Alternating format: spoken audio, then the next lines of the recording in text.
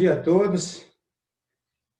Agradeço o convite do pastor Júnior, pastor Pedro Paulo, para dar essa fala sobre o início da igreja aqui em Viçosa. O que eu vou falar, evidentemente, que são fatos e relatos que eu vi naquela época ou participei. E essa é a minha interpretação, né? Quando cheguei a Viçosa, em 1960, a cidade era muito pequena, tinha aproximadamente 10 mil habitantes, e embora a gente tivesse uma universidade relativamente famosa, na época chamava URENG, Universidade Rural do Estado de Minas Gerais. A cidade estava distante dos grandes centros, Belo Horizonte, São Paulo, Rio, e era de difícil acesso, pois o asfalto terminava em Mariana ou, do outro lado, terminava em Ubá. Então, a conexão se fazia por terra e barro, né? E cheguei aqui e encontrei uma cidade extremamente católica e dominada pelo catolicismo. Uma das coisas que eu mais estranhei foi o fato de eu ver, pelo menos nas casas da periferia, todas elas tinham uma cruzinha enfeitada com papel de seda. Todas tinham essa cruzinha. Eu até assustei com isso, mas depois me acostumei. A universidade também, embora famosa, era pequena. Ela tinha o prédio do Arthur Bernardes, tinha o prédio de Química e tinha 2 alojamentos masculinos. E as mulheres, as meninas, ficavam num alojamento que é hoje a atual reitoria.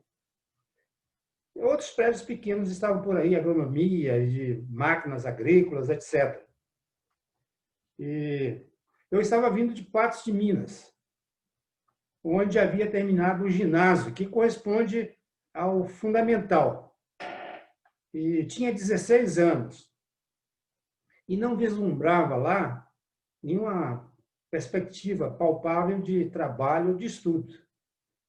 No máximo, eu iria fazer um científico ou iria trabalhar como meu pai, como ajudante de mecânico, ou com meus tios, serralheiros. E, de repente, do nada, meu pai me chamou de lado e me perguntou assim: você gostaria de ir estudar em Viçosa? Eu até estranhei, né? Mas aí eu perguntei para ele: mas por que o senhor está me perguntando isso? E ele me disse: olha, um conhecido meu aqui de Patos, engenheiro agrônomo, formado em Viçosa, chamado Eurípides Pacheco, apelido Pai Vaca. Aqui em Viçosa se dá muito apelido, né? Era o Pai Vaca. Ele me ofereceu uma bolsa para o meu filho, para o seu, né, que era eu, para vir estudar em Viçosa, fazer o curso agrotécnico. Eu nunca tinha ouvido falar em Viçosa, nunca tinha ouvido falar na URENG e não tinha nenhuma perspectiva de trabalhar na agricultura. Mas eu aceitei na hora, estava realmente querendo sair de Viçosa, sair de Patos. E uma coisa interessante que estava acontecendo é que em 1959 eu fui confrontado pela minha mãe com relação à nossa religião, que nós estávamos seguindo até o momento, né? Ela me mostrou na Bíblia que Deus era contra a confecção de imagens e a adoração dessas imagens, que se fazia muito na Igreja Católica. E eu contestei, falei que a Bíblia era evangélica, etc. Enfim, ela me trouxe uma Bíblia católica onde estavam os mesmos textos, o que me confrontou bastante. E ela me convidou para ir à igreja evangélica, à igreja presbiteriana de Patos de Minas. Eu fui meio contrariado, mas para agradá-la fui. E fui umas 2 ou 3 vezes antes de vir para Viçosa. A ideia básica era o seguinte: chegando em Viçosa, eu vou fazer o que eu bem quiser fazer. E eu era tão inexperiente, com 16 anos, não tinha televisão em casa, não tinha telefone, só tinha um rádio. E muito menos celular, iPads, essa história toda, que nos informa, ele nos traz informação a todo momento, né? Então, eu precisei que meu pai viesse me trazer a Viçosa. E nós viemos, e aconteceu um fato interessante, que foi, ao passar Belo Horizonte, em frente à rodoviária, numa daquelas ruas bem em frente ali, eu pisei num livreto, que depois eu verifiquei que era o Evangelho de João, e até fiz menção de jogá-lo fora. Aí meu pai falou, não, pega, vai ser bacana isso aí. E o fato é que, ao chegar em Viçosa, janeiro de 1960, eu conheci alguns colegas patenses que eram ex-seminaristas católicos, que começaram a me influenciar a voltar ao catolicismo. Bom, nesse período aí eu fiquei sabendo que, apesar de vários esforços anteriores, nenhuma denominação evangélica tinha conseguido estabelecer um trabalho estável na cidade de Viçosa. Fiquei sabendo também que, a partir de 1958, alguns estudantes, liderados pelo Osmar Ribeiro, tinham começado um grupo de estudos bíblicos, que se faziam no porão do departamento de laticínios, na URENG. Entretanto, o padre, o pároco, ali daquela capela ao lado do dormitório masculino, o primeiro dormitório, ele foi ao diretor, informou desse fato, e o diretor, que era de origem metodista, foi obrigado a impedir que eles se reunissem ali no porão do departamento de laticínios. Eles, entretanto, não desanimaram, né? Muito interessante. E passaram a se reunir num pequeno salão que tinha sido usado pela Igreja Batista no passado. Eu não sei que passado que é esse, eu até tentei pesquisar. Cedido pela dona Mariquinha Fortes. E continuaram ali sob a liderança e orientação da Igreja Metodista, porque a maioria era metodista, até que em 1959, início de 60, o reverendo Elmer, que era pastor de Ubá, tomou conhecimento do fato e começou a visitar a cidade. E, ao chegar aqui, ele verificou que a igreja teria um elevado potencial de crescimento, de formação de igreja aqui. Acho que nem ele imaginou a oposição que iria ter aqui em Viçosa. A cidade de Ubá é um pouco diferente e não era tão vigiada pela Arquidiocese de Mariana. Então, ele começou o trabalho aqui. E, em fevereiro de 1960, aqui juntamente com Osmar Ribeiro, Américo, Ieda, Daisa, Zé Ubirajara, Paulo Afonso, Hamilton Seara e outros, eles começaram esse trabalho de arranjar local e construir uma igreja. Tinha também o professor Walter Bruni, a dona Maria José Andrade e seus filhos, e tinha também um bancário chamado Gessi Souza Neves, era funcionário do Banco de Crédito Real de Minas Gerais. Então, parece que tinha um grupo mínimo, né, para trabalhar, para implantar a igreja. Mas quem pensou que foi fácil, não foi fácil, foi muito difícil, foi muito hostil, e a Arquidiocese de Mariana passou a exercer uma pressão muito alta em cima desse pequeno grupo de evangélicos que queria se instalar em Viçosa. E aí começaram aqueles episódios quase de guerra, de guerrilha, né? Eles iam pregar ou no centro ou nos bairros e sempre eram recebidos com lançamento de areia, pedrinhas, desligamento da energia elétrica, lamas, vaias, estouro de bombinhas, etc. Queimavam-se os folhetos, uma coisa horrível, né? Passou a acontecer em função da pressão que a Igreja Católica passou a exercer em cima desse pequeno grupo. E foi tão forte que a própria sociedade viçosense começou a notar que estava exagerando, né? E algumas pessoas, alguns grupos começaram a falar em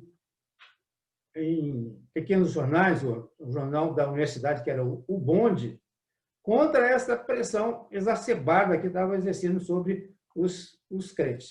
Por outro lado, né, os poucos evangelhos que existiam tinham como princípio aquela frase, não de Zacarias, né, não por força nem por violência, mas pelo meu espírito.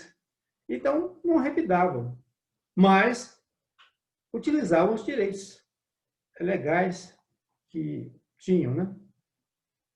E praticamente sem nenhum dinheiro, esse pequeno grupo, usando de mutirões, que era muito comum no passado, e até na construção do templo atual, mutirão, principalmente de estudantes, eles levantaram o templo na Avenida Bueno Brandão, um pequeno templo, em 3 meses, inaugurando no dia 9 de outubro de 1960. Bom, eu, voltando de férias, em 1961, ainda era católico, né? Continuei frequentando a Igreja Santa Rita, mas, decepcionado com algumas de suas doutrinas, principalmente esse de imagens, a atitude de alguns párocos que eu presenciei durante a realização de missas, e principalmente confrontado pelo Evangelho de João, que eu continuava lendo, apesar de estar indo à Igreja Católica, houve um dia que eu desisti totalmente daquela região que havia seguido 17 anos. Pouco depois, passando em frente ao Cine Odeon, que hoje é onde funciona a Igreja Universal, notei que estava ocorrendo algum tipo de encontro, com muita música. Aí cheguei lá e verifiquei que se tratava de um grupo evangélico de São Paulo. E encontrei com um colega que estava à porta lá, colega de turma, e ele falou assim: ô Cambraia, vamos entrar? A música é boa e é de graça. Como eu havia me afastado da Igreja Católica, estava meio chateado com religião, eu falei: nada disso, estou fora. Eu agora sou ateu. Uma frase saiu da boca, assim, né, sem um pensamento mais profundo, mas o fato é que eu não entrei e saí para lá. Mas Deus estava trabalhando. E umas poucas semanas depois, eu fui convidado pelo Dyson a visitar a igreja que tinha sido implantada aí. Aí eu fui e cheguei lá, achei muito interessante, né? A igreja era simples, mas a mensagem era excelente. E a camaradagem fora de série. E tinha uma constituição estudantil multidenominacional. Tinha batista, metodista, principalmente, luteranos. E eu achei muito interessante aquilo. Eu logo me entrosei com o grupo e passei a frequentar os cultos e também a escola dominical. E, com o tempo, eu verifiquei que era muito agradável estar ali com aquele pessoal, né? E recebi uma Bíblia lá de São Paulo e comecei a ler a Bíblia e a frequentar a igreja.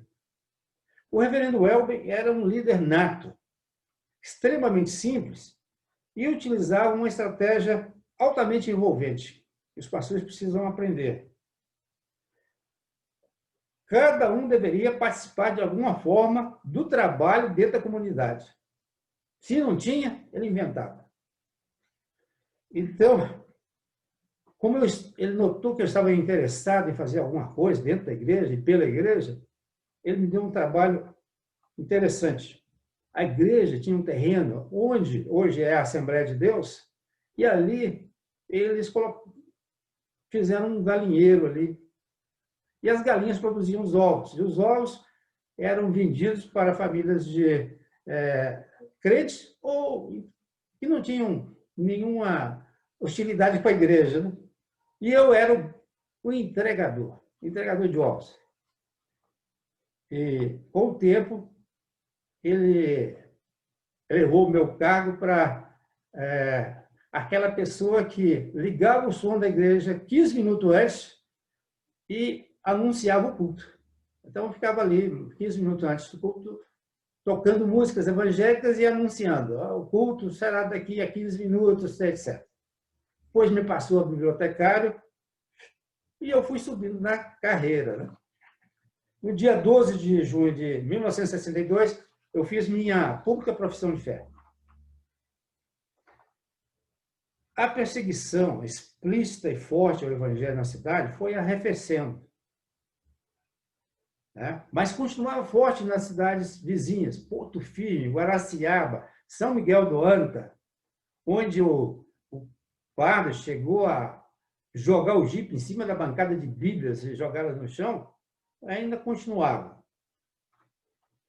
Em 1963, o grupo foi reforçado com a chegada de vários estudantes, dentre eles o Juarez Bolsanello, Maurício Cordeiro, acho que a Raquel também chegou nessa época, o Joldes Muniz, o Mendel, Dalton Said e vários outros.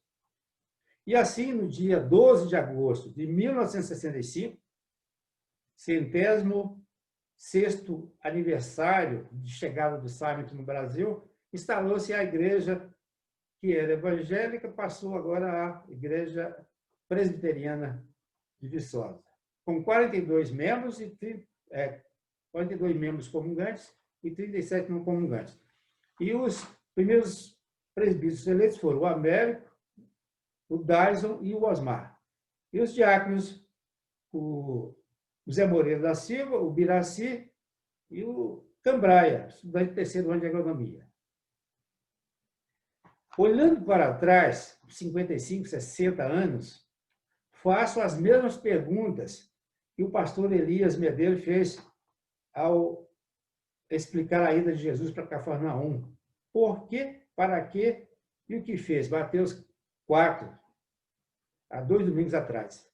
Infelizmente, não temos a mesma lucidez de Jesus para entender o tempo e o movimento de dezenas de jovens em direção a Viçosa, no momento em que está ocorrendo. Agora, porém, muito tempo depois, né, vemos claramente que este mover lógico e coerente vinha das mãos de Deus, atendendo às orações e à busca de seu povo por uma igreja onde se reunir tranquilamente. Jovens estudantes, muitas vezes sem saber o porquê, vindo de longe para Viçosa, impulsionados por uma força invisível, estavam dentre outros propósitos. Fazer a vontade de Deus. Vieram fazer agronomia, mas estavam fazendo a vontade de Deus. No meu caso, por exemplo, nunca tinha ouvido falar da cidade de Viçosa ou da universidade. Não tinha qualquer relacionamento ou tradição de vida na agricultura. E, de repente, recebo uma bolsa de estudo para encarar um curso técnico em agricultura, num lugar a 620 quilômetros que ainda conheceria. E, consciente ou não houve argumento ou força que me segurasse em Patos de Minas. Acredito que a maioria, se não todos, tiveram experiências semelhantes e acabaram chegando a Viçosa impulsionados pelo vento suave e constante do Espírito. O que foi possível fazer, se fez. E o sentimento que ficou foi um enorme obrigado, Senhor, por me ter permitido participar de sua ação criadora aqui em Viçosa. Agradeço a oportunidade de falar. Infelizmente, não temos tempo para pergunta, mas fiz um resumo daquilo que eu vi, eu experimentei e participei na formação da IPV de Viçosa. Obrigado.